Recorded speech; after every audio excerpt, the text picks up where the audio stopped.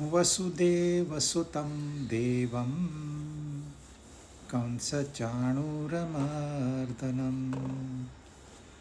देवकी परमानन्दं कृष्णं वन्दे जगद्गुरुम्।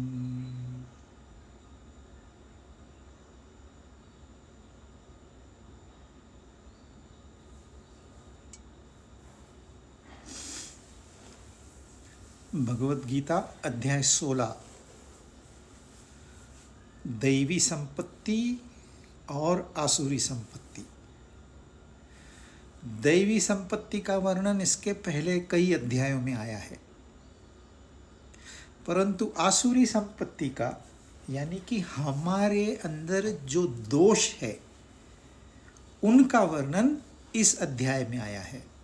ये वर्णन क्यों आया है? क्योंकि इन गुणों से, इन दोषों से, आसुरी गुण या दोष, इनका हम यदि तिरस्कार करेंगे तो ये हमसे निकल जाएंगे। पर होता क्या है, जो व्यक्ति होता है दोषी, उसका तिरस्कार करते हैं लोग। ये गलत है। ध्यान कभी भी व्यक्ति पर नहीं होना चाहिए। जहां जहां व्यक्ति पूजा होती है वो संस्था नीचे चली जाती है।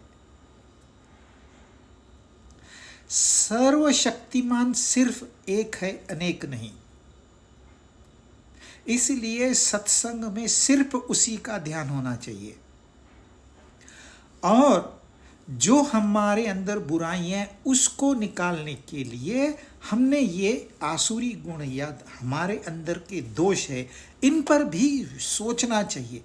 क्योंकि आम आदमी ये सोच लेता है मैं तो अच्छा हूं, मुझ में कोई बुराई नहीं है, और उसके जितना अहंकारी कोई नहीं होता है।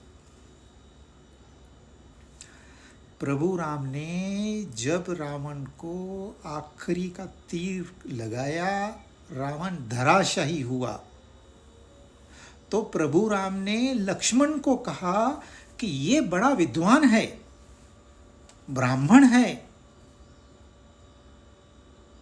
तू जा इससे कुछ शिक्षा ले आ। तो लक्ष्मण गया, उसके सर की तरफ, रावण के सर की तरफ खड़ा रहा। रावण ने देखा लक्ष्मण को, मुस्कुराया, लेकिन कुछ नहीं बताया। तो लक्ष्मण वापस आया और भगवान से कहा वो तो कुछ नहीं बता रहा है मुझे।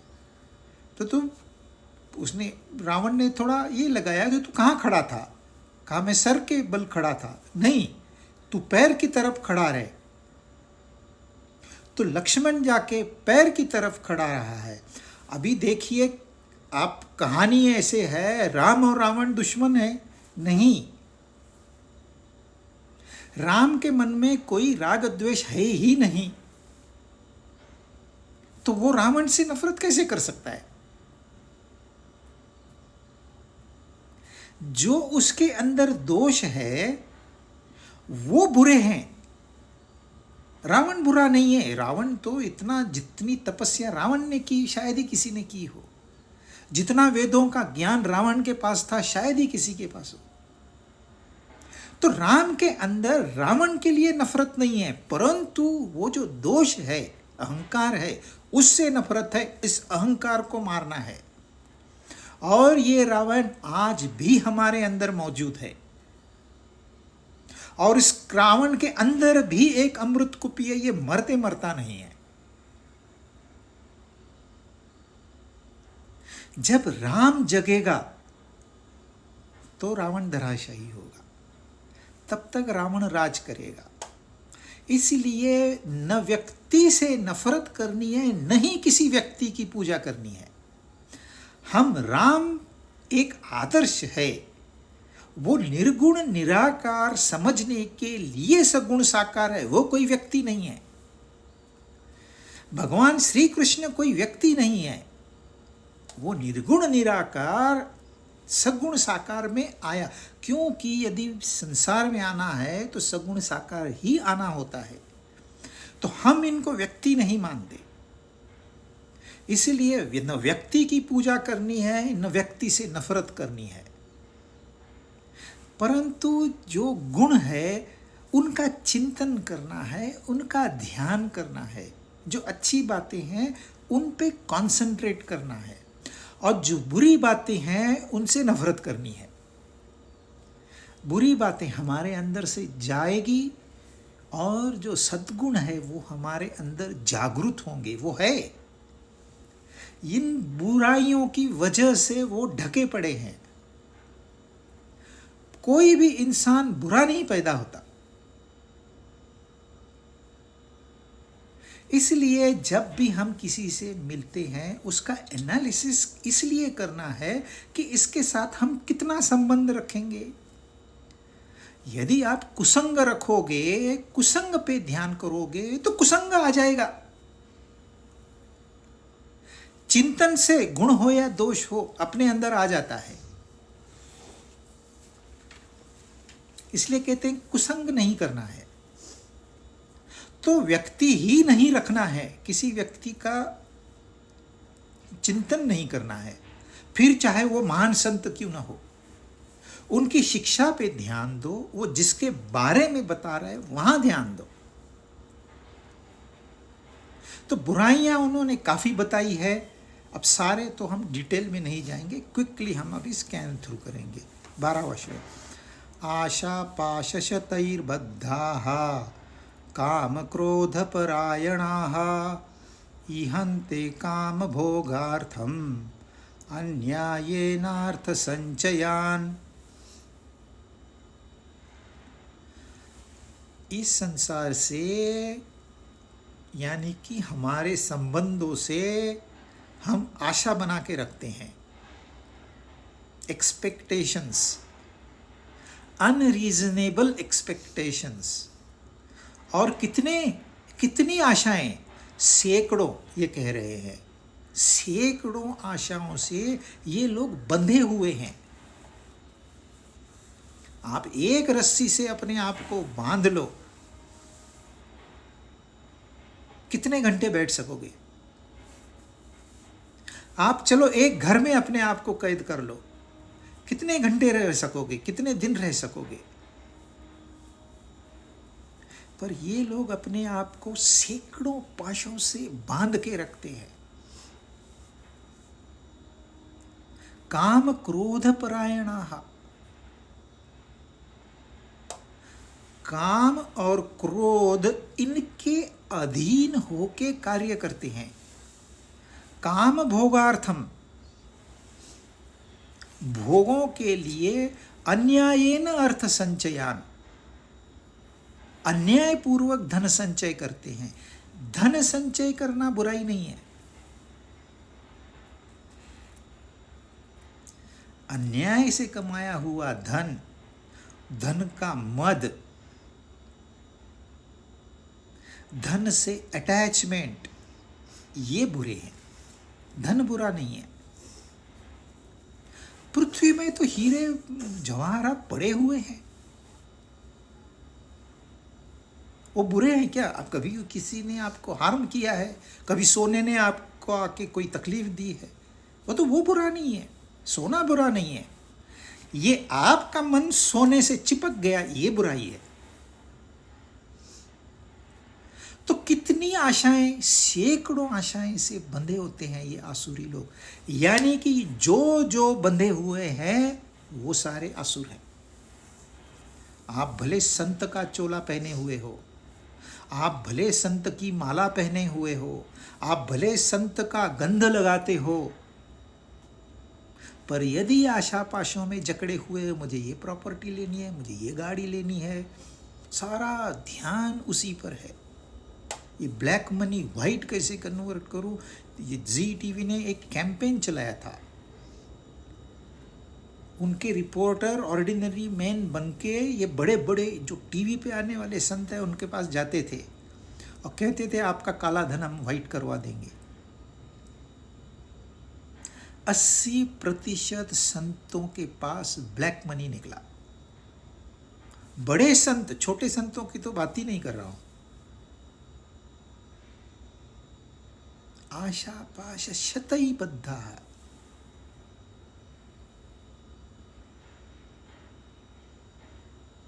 बहू कमाने वाली है तो उसका आदर होता है। जब बहू लाने का सोचते हैं तो ये कमाने वाली है कि नहीं, ये पहले देखा जाता है। क्योंकि बहू आएगी तो बहू के साथ में कुछ और भी तो आना चाहिए। और इसी की वजह से हमारी जो कुटुंब व्यवस्था है वो टूट रही है, गिर रही है, छिन्न भिन्न हो रही है। बेटी कमाने वाली है, शादी करके गई तो माँ को तकलीफ होती है यदि बेटी का घर प्रोग्रेस करता है तो। मेरी बेटी आगे कैसे चली गई, वो उसमें पॉलिटिक्स खेलने लग जाती है। उसको क्या, डाइवर्स हो गया, घर बेटी आएगी, कमाने वाली आएगी। कितने आशा, हमको लगता है हम तो बड़े अच्छे लोग हैं, पर आप बेटी बहू को भी नहीं छोड़ते, उनसे भी अपेक्षा रखते हो धन की। खुद नहीं कमाया, खुद नहीं कमा सकते, इन बहुओं में जोर नहीं है, फ्री का चाहिए। और काम क्रोध, बोलते हैं इच्छा नहीं रहेगी तो कोई प्रोग्रेस करेगा। इनको सकाम कर्म ही कर्म लगता है, निष्काम कर्म तो बोलते हैं ये हमारे डिक्शनरी में शब्द ही नहीं है। और गीता ने दूसरे अध्याय से शुरुआत की है निष्काम कर्म की। पर गीता पढ़े तो इच्छा होनी चाहिए तो ही हम काम करेंगे। कुछ अचीव करना है, हमको दिखाना है मैं पावरफुल हूं, मेरे पास इतना धन है, इतनी कोठियां हैं, इतनी गाड़ियां हैं, दिखाना है किसको? जिनको आप दिखा रहे हो क्या वो आपके हितैषी है? और क्रोध क्यों नहीं हुआ, निकाल दूंगा। इंक्रीमेंट फुकट का लेते हो, पगार फुकट की लेते हो। तो इनका मैनेजमेंट स्टाइल है ये, इच्छाएं बढ़ाओ और क्रोध करके काम करके लो। और फिर उनको भोग चाहिए, हर 3 महीने में फॉरेन ट्रैवल चाहिए, फर्स्ट क्लास ट्रैवल करना है, 5 स्टार होटलों में रहना है। और जो 2 नंबर का पैसा है उससे हवाला से ये लोग फॉरेन एक्सचेंज खरीदते हैं। पर क्या वाकई में एंजॉय कर पाते हैं? एक गरीब आदमी पैसे जमा करके एक छोटी सी फॉरेन ट्रिप करता है, वो नाचता हुआ जाता है, नाचता हुआ आता है। और इन लोगों की कुछ ना कुछ गड़बड़ जरूर होती है। मेरा फ्लाइट मिस हो गया, इन्होंने सर्विस नहीं दी, खाना ढंग का नहीं, रोते जाएंगे रोते आएंगे। क्योंकि वो जो धन संचय किया है अन्यायपूर्वक, ये समस्या आज की नहीं है, ये समस्या तब भी थी।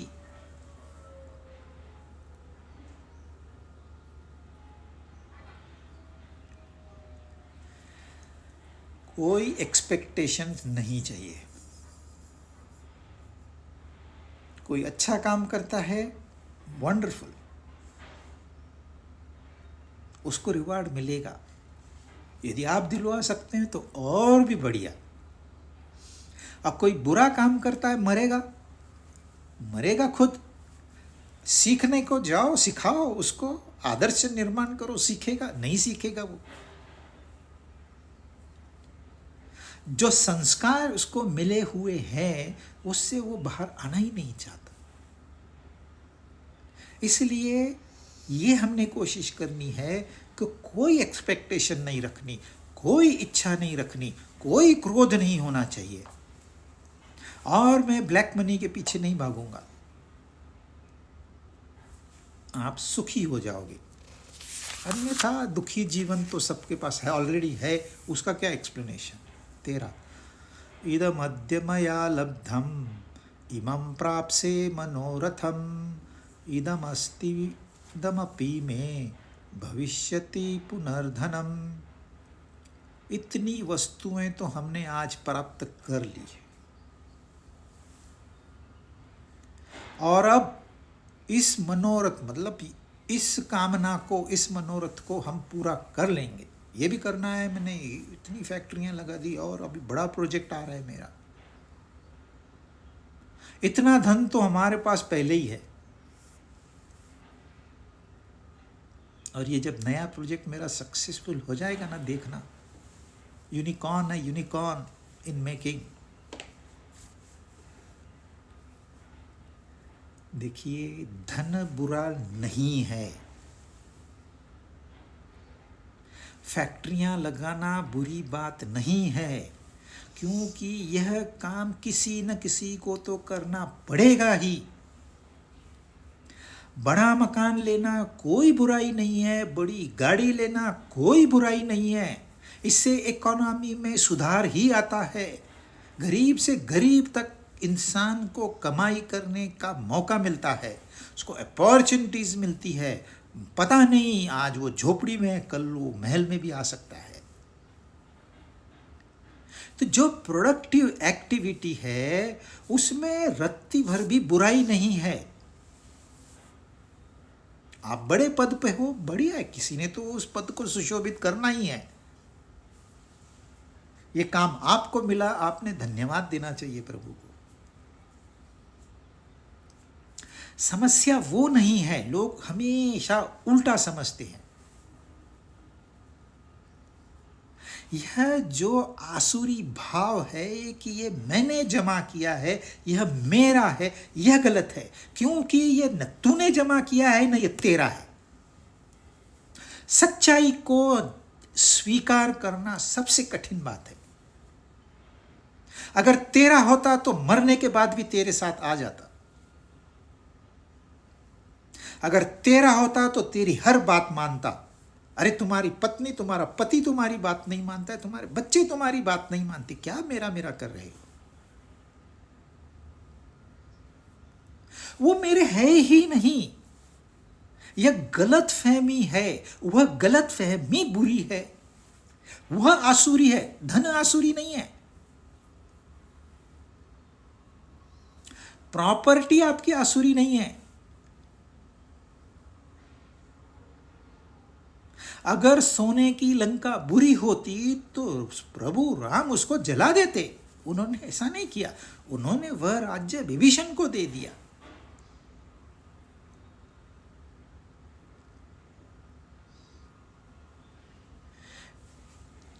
शास्त्र आपको कह रहे हैं जितनी भी बुराइयां हैं यह व्यक्ति के अंदर में है, बाहर नहीं है। आपके पड़ोसी में प्रॉब्लम नहीं है, प्रॉब्लम आपके अंदर है। हादसे होते रहते हैं, आप ट्रैवल पे गए, फ्लाइट मिस होती रहती है, और जब अच्छा काम होता है तो क्रेडिट खुद ले लेते हो, जब कुछ गलती हो जाती है तो दोष दूसरे को देते हो। जब उसने ही तुमको अच्छा दिया तो बुरा भी तो उसी ने दिया। यह अपने ही कर्मों के फल है और कुछ नहीं है। तो सच्चाई को स्वीकार करिए। आपको प्रसाद में मिला है, अच्छी बड़ी गाड़ी मिली है, उसका भोग लीजिए, ट्रैवल करिए, दिखावा नहीं। दिखावा करेंगे गए काम से। अहंकार से मेरी गाड़ी है, मेरी गाड़ी है, मेरी गाड़ी है, एक दिन वो गाड़ी जाएगी और जाते जाते आपको दुख की खाई में डाल के जाएगी। तो समस्या कहाँ है? ये सारे अपने मनोरथ है, ये सारी कल्पनाएं हैं और कुछ भी नहीं है। दुख कोई सच्चाई है ही नहीं, वो कभी आता नहीं है, कभी जाता नहीं है। सिर्फ कल्पना से हम दुखी होते हैं। कल्पनाएं बदल दो। असत्य को सत्य मान लिया है, अभी सत्य को सत्य मान लो, जानने का थोड़ा समय लगेगा, मान लो। मानने से भी आपके दुख भाग जाएंगे। गीता तो जानने पे जोर देती है। मेरे पास इतना धन, अरे तेरे पास धन है, अच्छी बात है, रख, तेरे को किसने कहा है, ऐसे थोड़ी है कि बांट दे, नहीं, बट जस्ट वे से, जो जहां योग्य कार्यवाही है वही करनी है, इतना डिसिप्लिन चाहिए अपने पास। 14th, असौ मया हतः शत्रु हनिष्ये चापरानपि ईश्वरो अहम अहम भोगी सिद्धोहम बलवान सुखी। वो मेरा शत्रु था, कॉम्पिटिटर था, मैंने तो उसको ऐसी प्राइसेस डाउन कर ली, बेचारा बंद करके चला गया। अब ये दूसरा कॉम्पिटिटर है ना, इसको भी मैं निपटाऊंगा।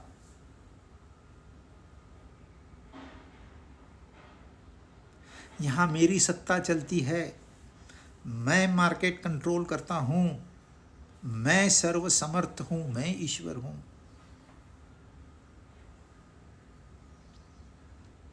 ये सब किसके लिए है? मेरे लिए है। दुर्योधन ने कहा था, आप सब लोग मेरे लिए लड़ रहे हो, सब लोग इसके लिए लड़ रहे थे।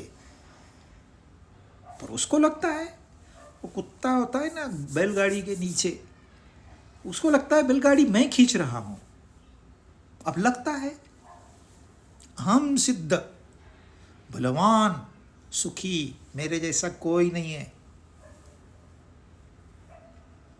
तेरे जैसा मूर्ख कोई नहीं है, ये बात सच्ची है। पर मेरे जैसा बलवान कोई नहीं है, मेरे जैसा सिद्ध कोई नहीं है, मेरे जैसा सुखी कोई, ये तेरा भ्रम है।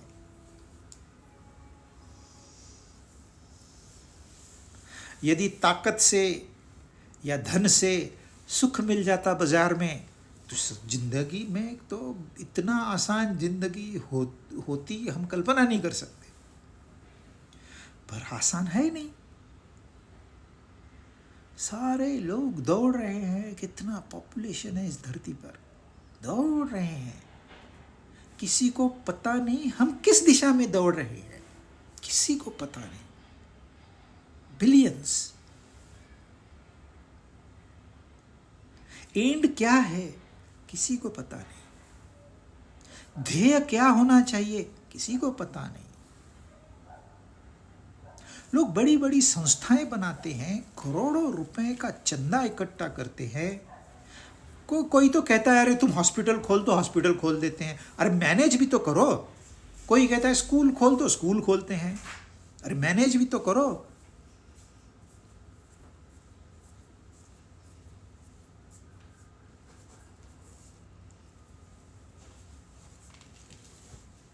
सत्य जानना ये हमारे जीवन का उद्देश्य है। और आपकी संस्था आपने इतनी बड़ी कर दी, इतना कंट्रोल कर रहे हो, उद्देश्य क्या है पता ही नहीं। आया गया कर रहे हैं, सत्संग करना है हमको सत्संग करते हैं, कुसंग करना है कुसंग करते हैं। क्यों वो पता नहीं। किसी ने बोला कैसीनो खोल दे, मैंने खोल दिया, बहुत पैसा है, बहुत पैसा है मेरे पास। तू सुखी है? अरे ये तो मैंने सोचा ही नहीं। बड़ा आश्रम खोल दिया मैंने, करोड़ों रुपया तो डोनेशन आता है मेरे को। तू सुखी है? ये तो मैंने सोचा ही नहीं। तो तू आश्रम चला रहा है या कैसीनो चला रहा है? Both are same. जब ध्येय नहीं है, देखिए ये मल्टीनेशनल्स आती है, इनका पहला उद्देश्य होता है जो रिटेल कंपटीशन है ना, यहाँ की लोकल मार्केटिंग सिस्टम, इसको खत्म कर दो। इसलिए वो डिस्काउंट में चीजें बेचते हैं, लॉस में जाते हैं डेलिबरेटली। लोगों को ये नहीं समझता ये चीज 100 रुपए की है, ये लोग 90 रुपए में क्यों बेच रहे हैं, जबकि लोकल वेंडर जो है वो 100 रुपए से 1 रुपया कम नहीं करता है। बोलता है नहीं हमको परवड़ता ही नहीं है, 95 तो मेरी खरीदी है, आपको कैसे दूं मैं? 5 रुपया तो मुझे चाहिए, इतनी मेहनत करता हूं। वो खुला बताता है, जबकि ये लोग आपके घर पहुंच 90 में देते हैं। ये शत्रु है, इनको समाप्त कर दो। ये आसुरी भाव है। दैवी भाव होगा, इनको संभालो, अपने में उनको एक कर दो।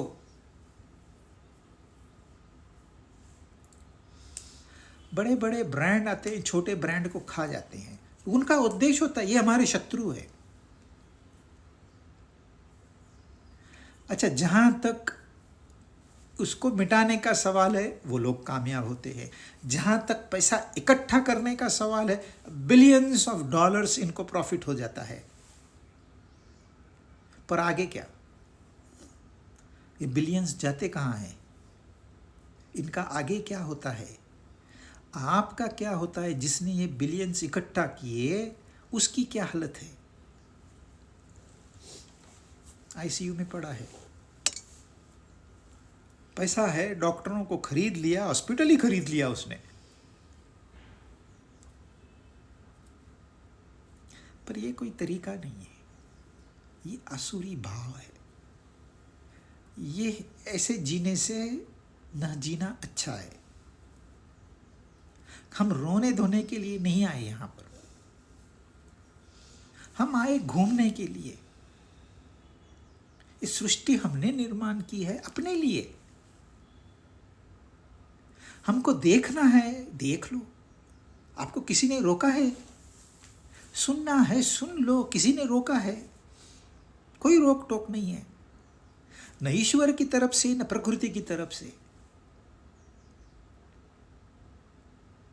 पर याद रखो, हम आए हैं और हम जाएंगे।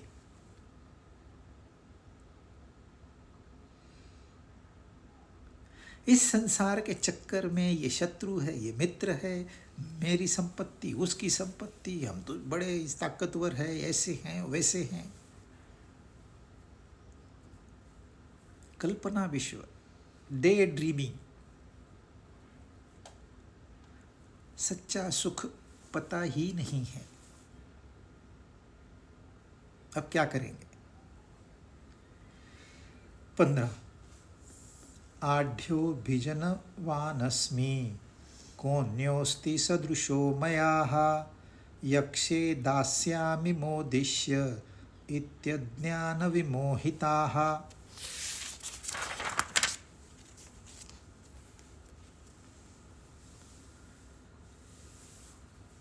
हम धनवान है, मैं अमीर हूं। हमारी संपत्ति पता है, जितनी वाइट है ना उतनी ब्लैक भी है। बहुत लोग हमारे पास टोली लगी पड़ी है, इतने लोग हैं, किसी को भी हम यूं किसी खत्म कर देंगे पता भी नहीं चलेगा। हमारे समान दूसरा कौन है?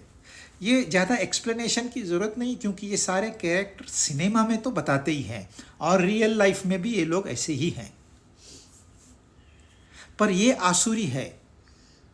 कौन है दूसरा? हमने कितने यज्ञ किए, कितने दान किए, कितने पुण्य कमाए हमें। अभी हम मस्त स्वर्ग में जाके आराम से रहेंगे।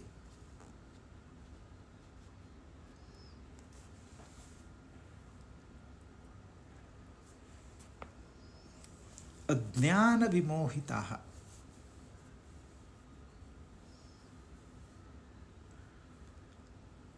अज्ञान ही इनका ज्ञान है। ये अज्ञान को इस तरह से चिपक गए हैं, ज्ञान नाम की कुछ होता है यही पता नहीं। ये अज्ञान को ही ज्ञान समझते हैं। ये संसार की रीत है, ये वाकई में है, था, है और आगे भी रहेगा। हमने इससे कुछ सीखना है। मेरे समान दूसरा कोई नहीं, इसका क्या मतलब हुआ? कंस ने भी कहा, दुर्योधन ने भी कहा, शिशुपाल ने कहा, क्या हुआ? मेरे समान दूसरा कोई नहीं है। तो क्या हुआ? पर इतना समय ही नहीं है सोचने को। हम उसी राह से जा रहे हैं जिस राह से कंस गया, जिस राह से दुर्योधन गया, जिस राह से हम वही मार्ग पकड़ेंगे और कहेंगे वो गलत है। अगर वो गलत है तुझे समझ में आ गया तो तू नेक्स्ट जनरेशन के लिए तो कुछ सोच छोड़ के जा। वही रीति 16 अनेक चित्त विभ्रांता मोहजाल समावृताः प्रसक्ता काम भोगेषु पतन्ति नरकेषु चौ। अनेक चित्त विभ्रांता, जो हमारा ये कॉन्शियसनेस है, जो हमारा ज्ञान है, जो अवेयरनेस है, ये एक भ्रमित अवस्था है। पर जो भ्रमित होता है उसे ये पता नहीं होता कि मैं भ्रमित हूं। जैसे हिप्नोटाइज्ड किसी को कर दिया, जिसने हिप्नोटाइज किया या कोई थर्ड पार्टी है, वो जानता है हिप्नोटाइज्ड कंडीशन है इसकी, तो ये अपने वश में नहीं है, पर वो खुद स्वयं नहीं जानता। और यहां जो भ्रमित है, अनेक चित्त विभ्रांता, ये किसी को दिखाई नहीं देता है। ये स्वयं भी नहीं जानता मेरी क्या हालत है। इसलिए इसको आसुरी भाव कहा गया है। सारी गलत फहमियों को इन्होंने स्वीकार करके अपने पास जमा करके रखा है। अज्ञानी जब मुख खोलेगा तो अज्ञान ही तो बाहर आएगा। अज्ञानी गीता का श्लोक एक्सप्लेन करेगा ना, वो अपने पर्सनल कन्वीनियंस के हिसाब से करेगा, तो इसमें भी उसका अज्ञान दिखाई देगा। इतनी बैचेस में इतने लोगों को मैंने भगवत गीता पढ़ाई है। अनेक चित्त विभ्रांत था। अनेक शहरों में, देशों में मैं जाता हूं लेक्चर देने के। अनेक चित्त विभ्रांत, ये सारे भ्रम है तुम्हारे, मैं कर रहा हूं। उनसे पूछो।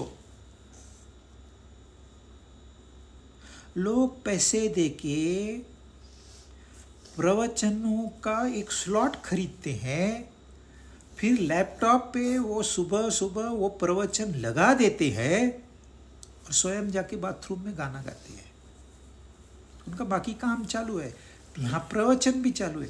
अरे तूने प्रवचन खरीदा है, पैसे दिए हैं, वसूल तो कर।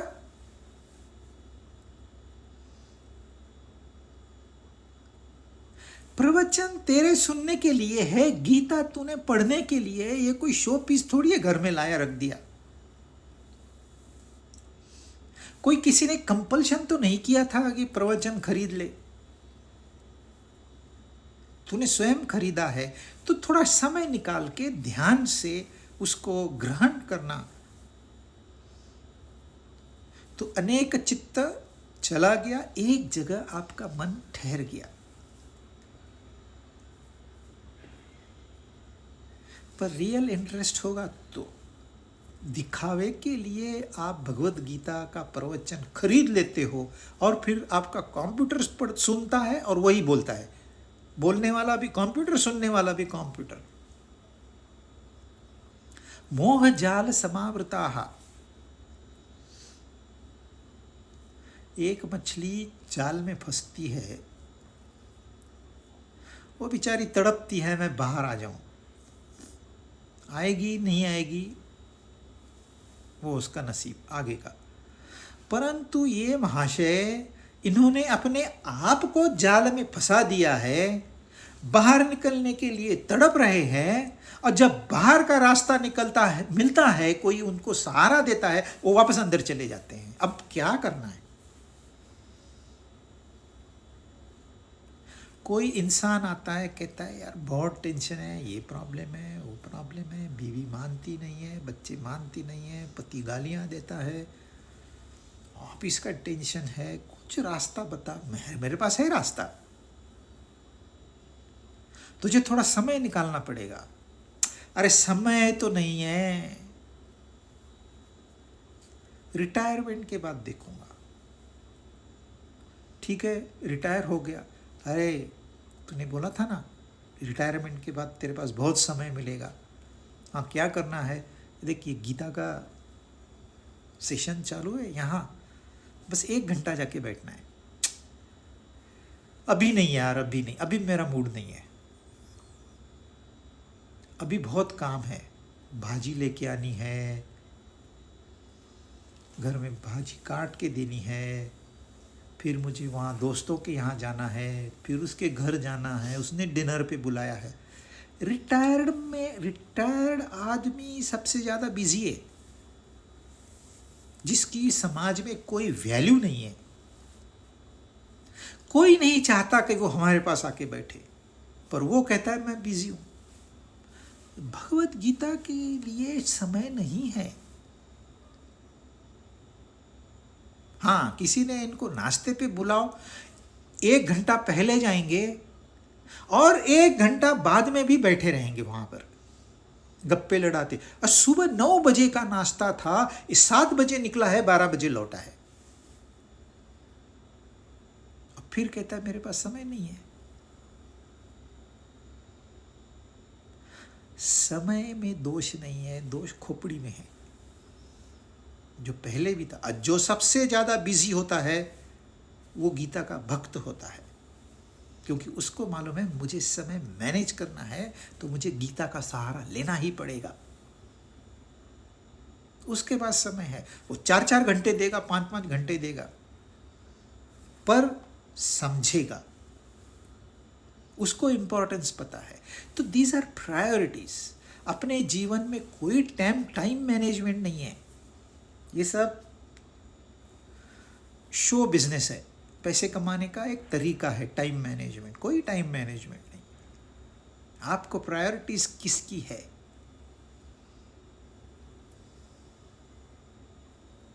जो आपके मन में मुख्य है वही आप करोगे। पाप कर्म मुख्य है तो पाप कर्म करोगे। कोई आज की दुनिया में ये मानने को तैयार नहीं कि भाई ईमानदारी से पैसा कमाया जाता है। सब लोगों को यही लगता है बेईमानी से ही कमाया जाता है। पॉलिटिशियंस को पकड़ो और उदाहरण देते हैं, देखो अमेरिका में कैसे कर रहे हैं मैनेजमेंट। इलॉन मस्क कैसे उसने पटाया प्रेसिडेंट को। ये भ्रांति है, ये आपका मन भटक रहा है, आपको कुछ नहीं मिलने वाला। आप अशांत आए थे, अशांत ही जाएंगे। जो सच्चा मजा था इस संसार का वो आपको मिला ही नहीं। You have missed, life is gone waste. और खुद इंसान इस मोहजाल में फंसता है, बाहर आने की समय नहीं है, क्या करूं। अच्छा, कहता है मुझे इसमें से बाहर निकालो, खुद कहता है तो रास्ता बताता हूं, आजा ना, हाथ तो दे।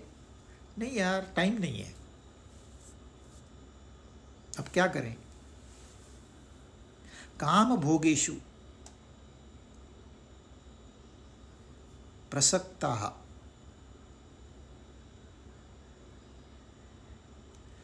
काम भोगों में सारा समय निकल जाता है। 4 घंटे मोबाइल, 2 घंटे टेलीविज़न, 3 घंटे गप्पे लड़ाना, और फिर कहते हैं टाइम नहीं है। सोने को भी टाइम नहीं रहता इनके पास। रात को 2-2 बजे तक जागते हैं। सुबह कभी उठेंगे? पर यही तो मोहजाल है। जो गलत है सही के रूप में देखना, यही तो मोहजाल है। अगर गलत गलत दिख जाए तो फिर आप मोहजाल से रिलीफ हो गया। पर हम क्या करते हैं, सर दर्द की गोली से दर्द चला जाता है, गोली को एंजॉय करने के लिए सर में दर्द प्रोड्यूस कर रहे हैं। बोलो, टाइम नहीं है, क्या कर रहे हो, सर दर्द बढ़ा रहा हूं, क्यों, गोली खाने से मजा आता है। उल्टी खोपड़ी। अरे गोली में कभी मजा था?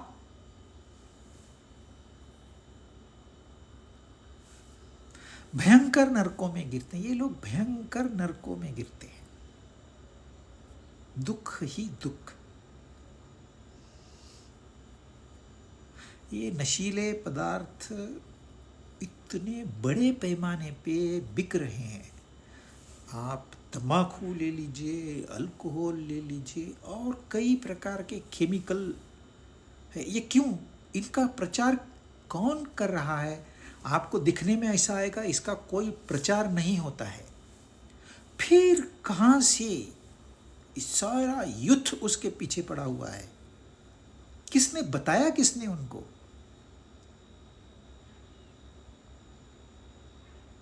ये है भयंकर नरक।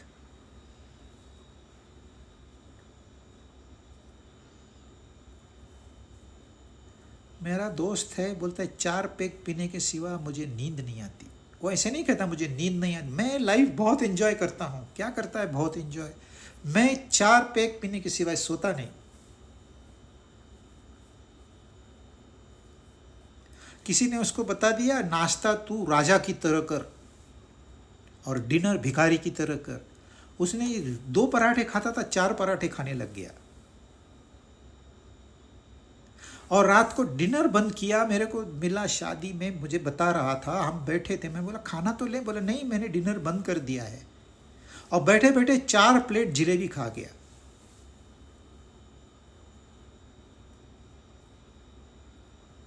अब बोलो 4 पैक पिएगा, 4 प्लेट जलेबी खाएगा, बोलता मैं डिनर नहीं करता हूं। कितनी बड़ी भ्रांति है। Can't live natural life. जो नैसर्गिक है वो है भाई, ब्रेकफास्ट करना है, आपने पेट में जितनी जगह है आधा भरना है फूड। फिर आप 2 पराठे खाओ, 4 पराठे खाओ, 8 पराठे करो, इट डजेंट मैटर। आधा पेट आपने भरना है उससे। लंच आपने करना है, डिनर आपने कहा, निसर्ग ने आपको सारा प्रोविजन करके दिया है। तरह तरह की सब्जियां आपके लिए बनाई है, तरह तरह के फल आपके लिए बनाए। निसर्ग तो आपको दे रहा है, दोनों हाथों से दे रहा है। उसने थोड़ी कहा है ये मत खाओ, वो मत पियो, ये मत करो, वहां मत जाओ। प्रकृति ने आपको कहा है। पर हमारा ज्ञान, जो अज्ञान है, वो हमको दिखाना है कि आई एम समवन एल्स, मैं दूसरों से अलग हूं, मैं बड़ा हूं। मोहजाल। ये नरकों में रो रहे हैं, चिल्ला रहे हैं, पर इनको समझ में नहीं आ रहा है कि हम नरक में पड़े हैं। नरक यानी कि कोई ऐसी जगह नहीं है जहां आप जाके रहोगे, उसको नरक कहेंगे, या स्वर्ग कोई नहीं। आपके कर्मों का ये फल है। आप कहोगे ये तो बिलियनर है, बिलियनर, बिलियनर भी नरक में रहता है। इक्का दुक्का बिलियनर है जो स्वर्ग में रहते हैं, 10% पकड़ लो। ईमानदार इंडस्ट्रियलिस्ट भी है, ईमानदार बिजनेस भी है, बिजनेसमैन भी है, वो स्वर्ग में चले जाते हैं। हाँ, जब उनका पुण्य क्षीण हो जाएगा वापस आ जाएंगे, परंतु ज्यादातर नरक की ओर जा रहे हैं। मेरा सीए बता रहा था, कोई बिल्डर्स है, उनके कस्टमर्स सुबह 12 बजे ऑफिस आते हैं, शाम को 7 बजे ऑफिस तो बंद होता है, पर ये बैठे रहते हैं, गप्पे मारते हैं 10 बजे तक। 10 बजे घर जाके नाश्ता करते हैं। फिर 12 बजे दोस्तों को फोन करते हैं, अरे आजा। फिर 12 बजे इनके दोस्तों के साथ इनका ड्रिंक शुरू होता है। 2 बजे 3 बजे ये कुछ तो एक आधी रोटी एक रोटी खा के सो जाते हैं। अब कब उठेंगे, कब ऑफिस नहीं जाएंगे? ये नरक है। बाहरी लोगों को लगता है भाई इतने अमीर लोग हैं, क्या गाड़ियां हैं, कितने ड्राइवर हैं इनके पास, पर इनके जैसा गरीब कोई नहीं है। ये ऑलरेडी नरक की जिंदगी जी रहे हैं, क्योंकि इनको नींद ही नहीं आती। इनको कहो रात को 10 बजे सो जाए, नहीं, तो कल्पना में भी नहीं है। अच्छा चलो 12 बजे सो जाओ, सारी उल्टी गंगा। अच्छा उसके ऊपर घमंड हम अपने पैसों से करते हैं। ये इंपोर्टेड विस्की लेके आते हैं, सस्ते वाली।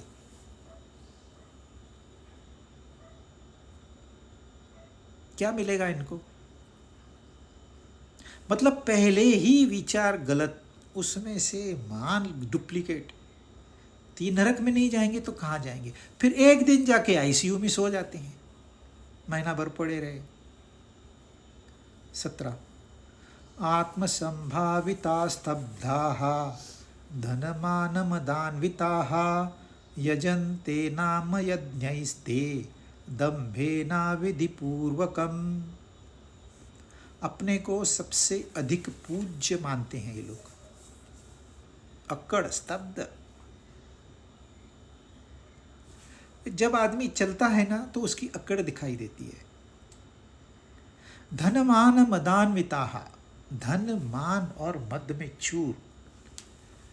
वे मनुष्य दंभ से अविधि पूर्वक नाम मात्रों के लिए यज्ञों से यजन करते हैं।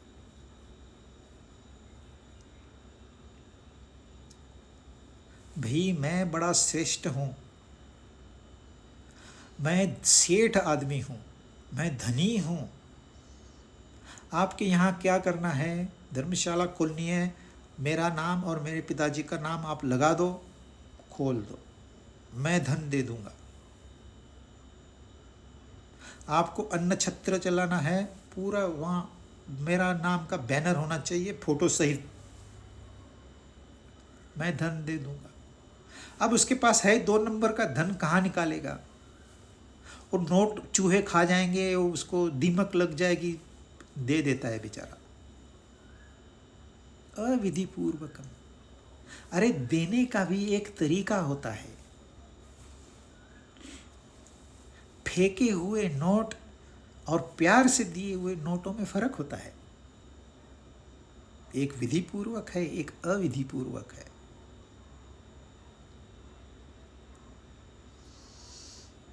मेरी पूजा करो, मैं श्रेष्ठ हूं।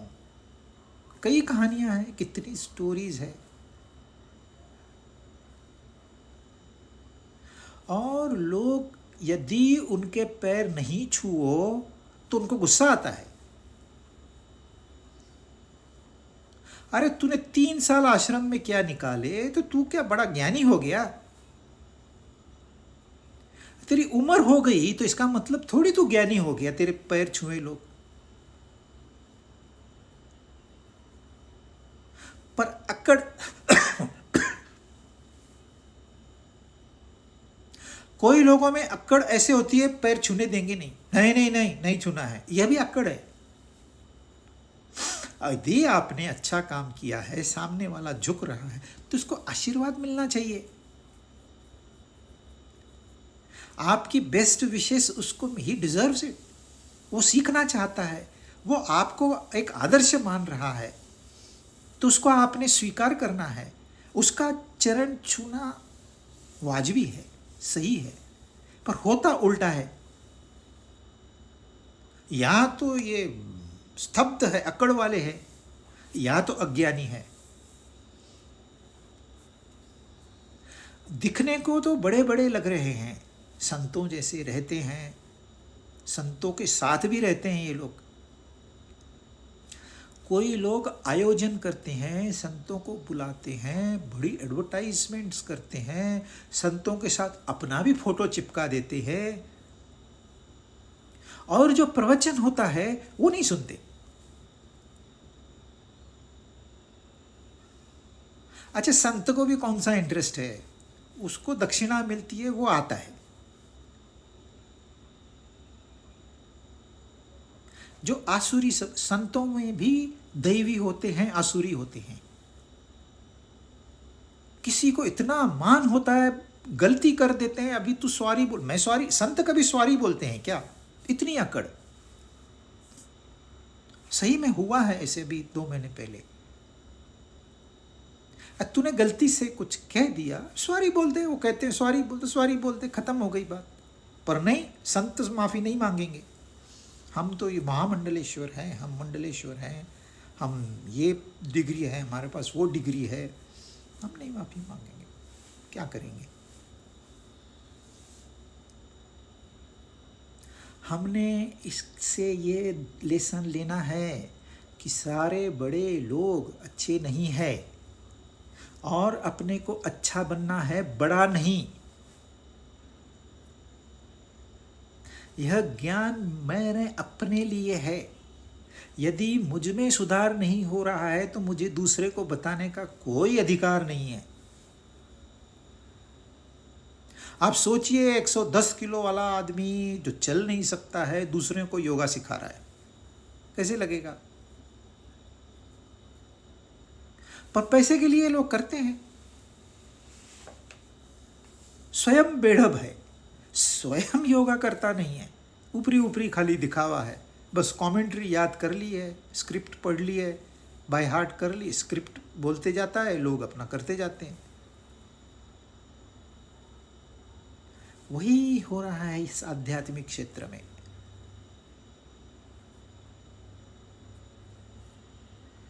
वही हो रहा है ये अमीर लोगों के क्षेत्र में। सारा दिखावे का खेल। बस हमें मान दो।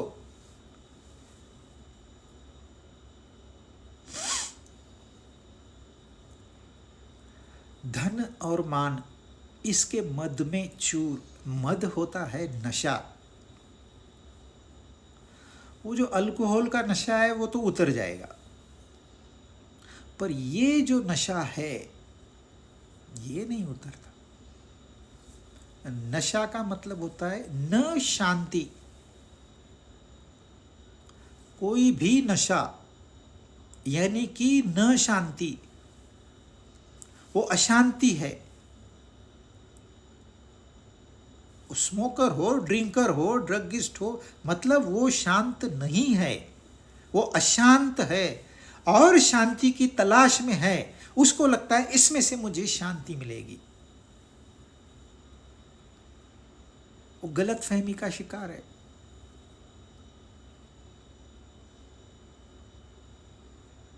तो ये जो धन का नशा है, पद का नशा है, वो पद से आदमी बैठता है तो ढंग से बात नहीं करता। ए क्या है? अरे how can I help you?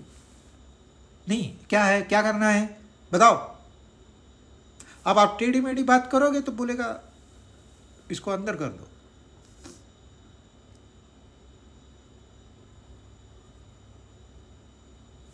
नशे में जो आदमी होता है वो कभी सही निर्णय नहीं ले सकता, क्योंकि नशा मतलब बुद्धि का काम ही बंद कर देना। मतलब मैं अशांत हूं, यह मुझे समझ में नहीं आना चाहिए। Double fault. एक तो अशांत है वो व्यक्ति, और वो जानता है वो अशांत है, वो दूसरी तकलीफ है। और बोलता है मुझे सब भूलना है, इसलिए वो नशा करता है, भूलने के लिए, अपने दुख भूलने के लिए, गम मिटाने के लिए। पर गम मिटना तो छोड़ो, वो कई गुना बढ़ जाते हैं। फिर आदमी आदी हो जाता है।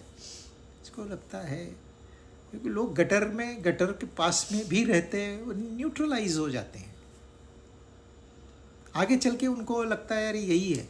पहले जब नए नए आते हैं तो बोलते नहीं नहीं हम यहाँ नहीं रह पाएंगे, अब मजबूरी है, फिर उनको आदत पड़ जाती है।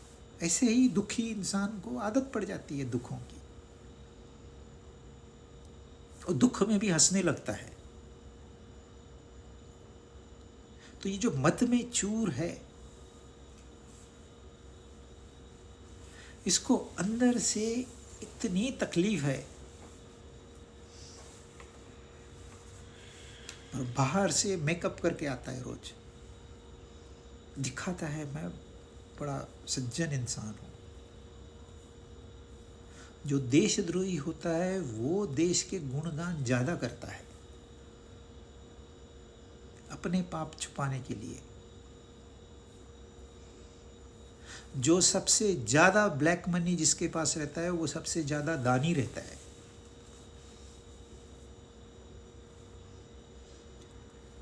दिखाने के लिए। अब पाप भी करोगे, ये तो एक गुनाह हो गया, फिर उसको छुपाओगे, ये दूसरा गुनाह। किससे छुपाओगे? अपने आप से। तू नहीं जानता तूने क्या किया है, मैंने गलत किया है, वही तो मुझे भूलना है। तेरे कर्म नहीं बदलेंगे, तू सिर्फ आज की मौत कल पे ढकेल रहा है, पर इंटरेस्ट भी लगेगा। आज का दुख कल पर ढकेल रहा है, पर इंटरेस्ट भी लगेगा। आज एक दुख है, कल दो हो जाएंगे। लॉज ऑफ नेचर बड़े फैंटास्टिक है और ये सबके लिए इक्वल है। आप बाहरी कुछ भी दिखाओ, अंदर ठीक नहीं। अंतःकरण जब तक ठीक नहीं है, इंसान रोगी है, रोगी।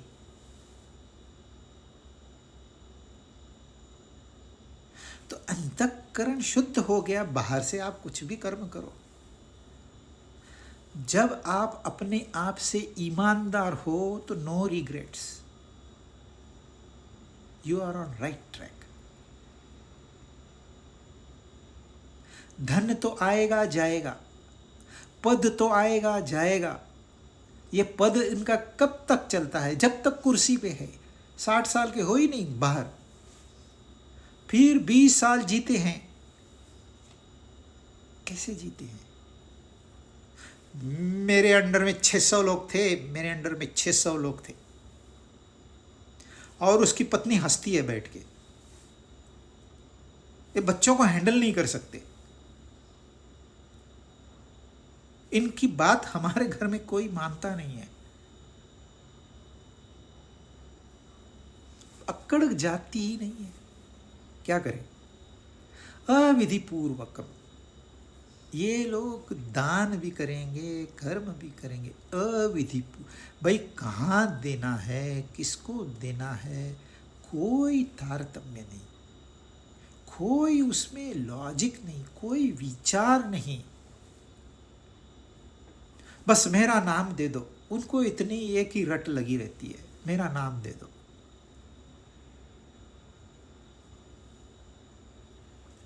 विधि पूर्वकम और अविधि पूर्वकम, इसमें जमीन आसमान का फर्क है। विधि पूर्वकम दिया हुआ 1 रुपया आप दान आपको पुण्य कमा के देगा। अविधि पूर्वकम दिया हुआ 1 करोड़ रुपया आपको 1 रुपए का पुण्य नहीं दिलवाएगा। विधि क्या है? इसके लिए आपको शास्त्र पढ़ने पड़ेंगे, वही हम कर रहे हैं। आज यहाँ रुकेंगे, फिर इसको जारी रखेंगे अगली बार।